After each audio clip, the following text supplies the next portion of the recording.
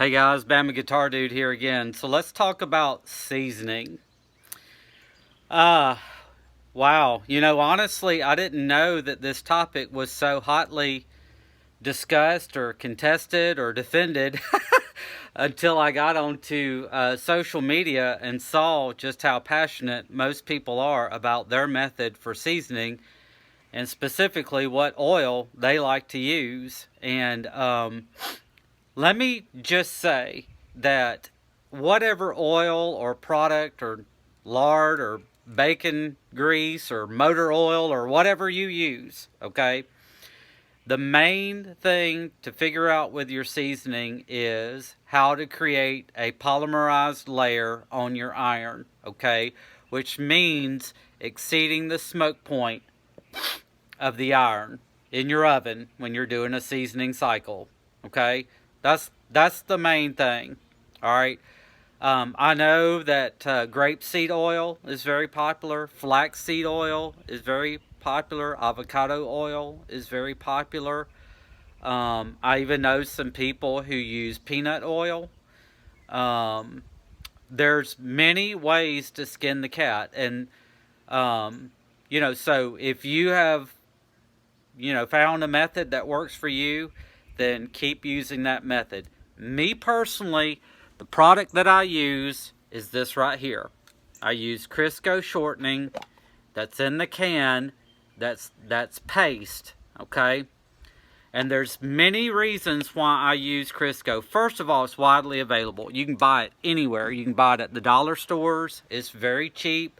It's very affordable. Secondly, it's a paste. It's not an oil. I personally find that I can control the application of Crisco way better than I can an oil because I'm more in control of the paste and how much oil that I apply to the pan. And I do very thin layers of seasoning multiple times, multiple rounds to build up my seasoning on a pan. And Crisco just allows me to control it a lot better. But let me tell you a story of what firmly sold me on Crisco.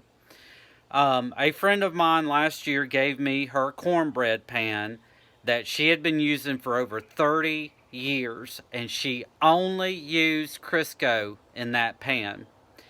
My electrolysis tank is bad to the bone. Normally, it will strip a pan in a day or so, and it took me 4 days to strip her cornbread pan. So when I saw that, and I saw how, I guess for lack of a better word of saying how bulletproof Crisco is, that's when I totally became sold on Crisco. Let me also say this, that I've been given pans where another oil had been used, and I tried to use my method of using Crisco on that pan, and it didn't work out so well.